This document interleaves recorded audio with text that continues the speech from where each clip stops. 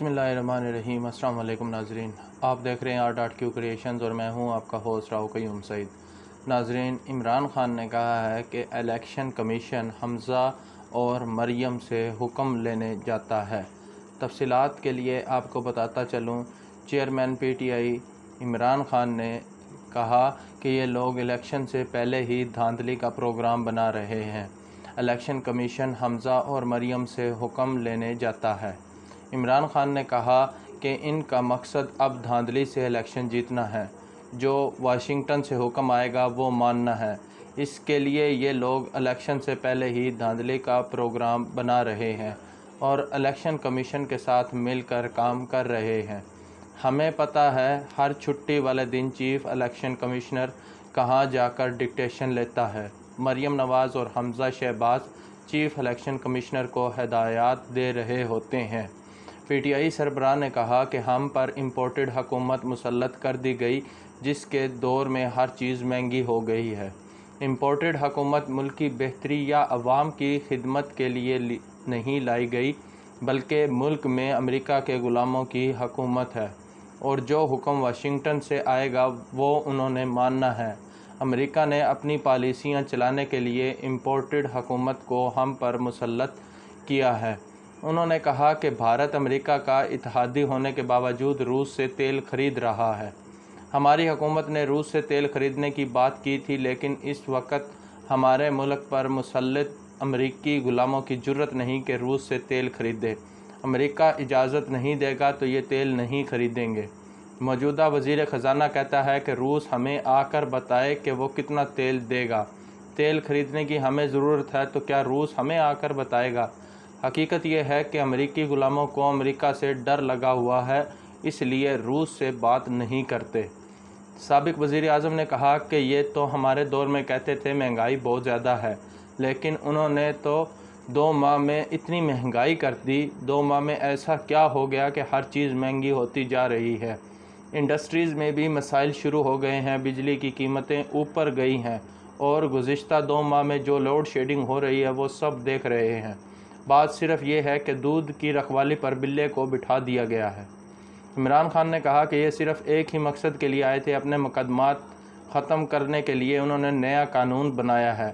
ये सारे अपने केस ख़त्म करेंगे। FIA पर ये खुद बैठ गए हैं। नैब का कानून ख़त्म कर दिया है। डॉक्टर रिजवान और मकसूद चपड़ासी दिल का दौरा पड़ने से इंतकाल कर चुके हैं। यानी नैब भी ख़त्म, शरीफ ख़ानदान और जरदारी के सारे केसेस भी ख़त्म। PTI सरबराह का कहना था कि मुखालफिन पर मुकदमात करना नून लीग का पुराना वतीरा है।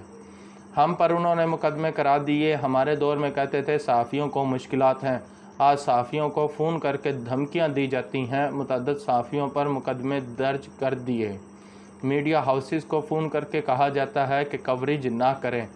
इमरान खान ने कहा कि हमने अपने दौर में इंडस्ट्री की तरक्की पर भी ज़ोर लगाया।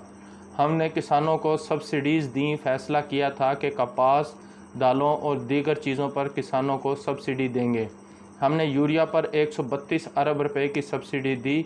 हमारे दौर में यूरिया की बोरी 1700 की थी, आज 2800 की हो गई है।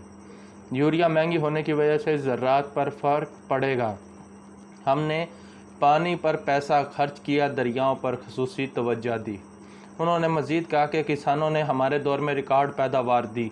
गुज़िश्ता 1 साल में कपास की पैदावार में 17%, चावल की प्रोडक्शन में 10%, गन्ने की पैदावार में 4.9 और चीनी की प्रोडक्शन में 24% बढ़ोतरी हुई, जबकि दालों की पैदावार भी 29% बढ़ी।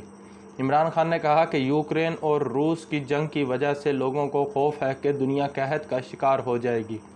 इस जंग की वजह से गंदम की बरामदात पर फ़र्क पड़ेगा, कीमतें भी बढ़ेंगी और दुनिया में इसकी किल्लत होगी। लेकिन पाकिस्तान एक ज़रई मुल्क है जिसको अल्लाह ने ज़रख़ेज़ ज़मीन और बेहतरीन मौसमों से नवाजा है। मुल्क ज़राअत के ज़रिए अपनी दौलत में इजाफ़ा कर सकता है। आज जो किसानों के हालात हैं, इस पर ख़ुसूसी तवज्जो ना दी गई तो आने वाले वक्त में पाकिस्तान को फूड सिक्योरिटी के मसाइल आएंगे। लेकिन मौजूदा इम्पोर्टेड हुकूमत से हमें कोई ख़ास उम्मीद नहीं है। उन्होंने कहा कि जिस तरह कीमतें बढ़ती जा रही हैं, मसाइल भी बढ़ेंगे। बिजली और पेट्रोल की कीमतें बढ़ने से किसान पर बहुत फ़र्क पड़ेगा। اگر ٹارگیٹڈ سبسڈیز نہ دی گئیں تو ڈر ہے آگے جا کر فوڈ سیکیورٹی مسائل ہوں گے۔ فوڈ سیکیورٹی اب ایک عالمی مسئلہ بن چکا ہے۔ سابق وزیر اعظم کا کہنا تھا کہ ان جیسے لوگوں کے ہوتے ہوئے پاکستان ترقی نہیں کر سکتا۔ ان کے خلاف ہم سیاست نہیں بلکہ جہاد کر رہے ہیں۔ ہم نے اب حقیقی آزادی کی تحریک چلانی ہے اور مل کر جد و جہد کرنی ہے، اور مجھے امید ہے کہ ملک میں جلد الیکشن ہوں گے۔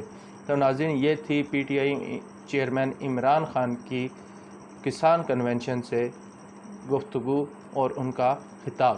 امید ہے آپ کو پسند آئی ہوگی۔ تھینک یو، اللہ حافظ۔